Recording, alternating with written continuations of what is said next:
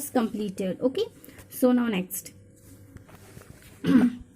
इसके question answers complete करेंगे अब हम. देखो,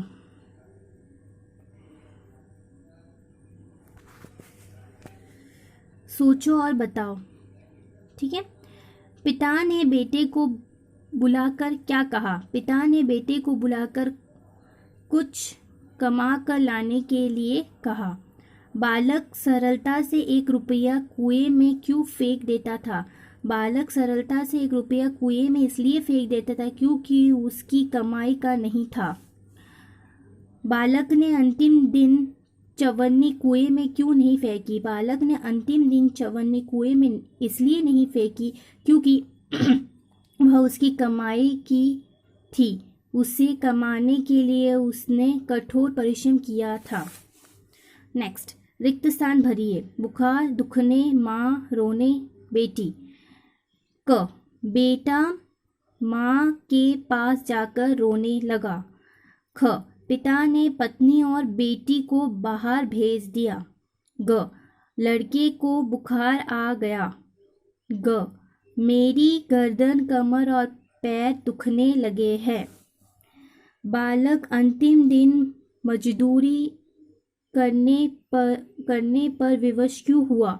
बालक अंतिम दिन मजदूरी करने पर विवश इसलिए हुआ क्योंकि उसके पिता ने उसकी माँ और बहन को घर से बाहर भेज दिया था. उसकी सुध लेने वाला, पैसा देने वाला कोई भी नहीं था.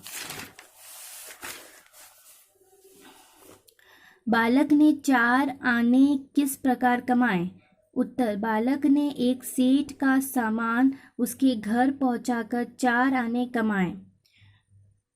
4th, बेटा दिन भर सुस्त बैठा रहा. उसकी आंखों से आंसू बहते रहे. बेटा उदास क्यों बैठा था?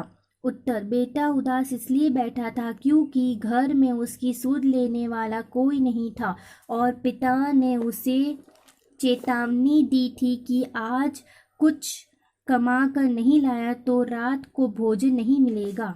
5वां, सेठ की सूझबूझ ने बालक का जीवन बदल दिया. कैसे, समझाइए. उत्तर, सेठ का बेटा आलसी, लापरवाह और निर्लज था.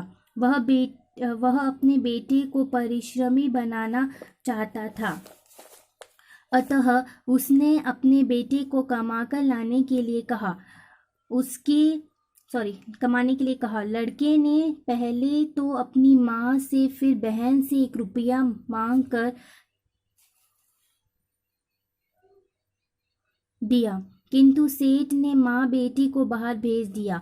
अतः विवश होकर वह बाजार में काम खोजने गया. तब एक सेठ ने उसे संदूक उठाकर घर पहुंचाने का काम दिया और उसने परिश्रम करके 4 आने कमाए. इस घटना से वह परिश्रम का महत्व जान गया. इस तरह से सेठ की सूझबूझ ने बालक का जीवन बदल दिया. 6, अनुभवी पिता ने पत्नी और बेटी को बाहर क्यों भेजा होगा, बताइए. उत्तर, अनुभवी पिता ने अनुमान लगाया होगा कि बेटा अपनी माँ और बहन से पैसे मांगकर मुझे दे देता है. सेठ अपने बेटे को परिश्रम का महत्व सिखाना चाहता था, इसलिए उसने अपनी पत्नी और बेटी को बाहर भेज दिया.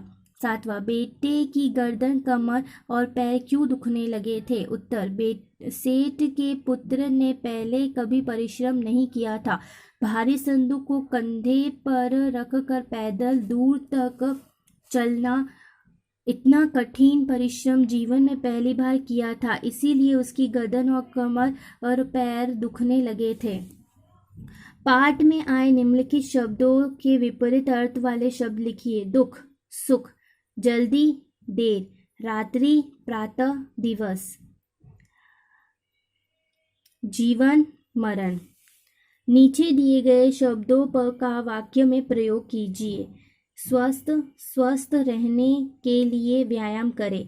ये आपका होमवर्क, ये सारा होमवर्क है और ये आपको खुद से करना है. पेड़ के ऊपर सेंटेंस लिखना है, जल के ऊपर लिखना है, बेटी के ऊपर लिखना है और आदर के लिए ऊपर लिखना है. ठीक है, ये आपका पार्ट फिनिश हो गया है और ये आपको मैंने पूरा रीड करके बताया. ये सारा आपको मैं PDF सेंड करूँगी, आपको होमवर्क करना है और ये आपका होमवर्क आपको खुद करना है, इसका मैं आपको नहीं बताने वाली, आपको खुद लिखना है इसके sentence. Okay, this is your homework. Okay, bye 5th class.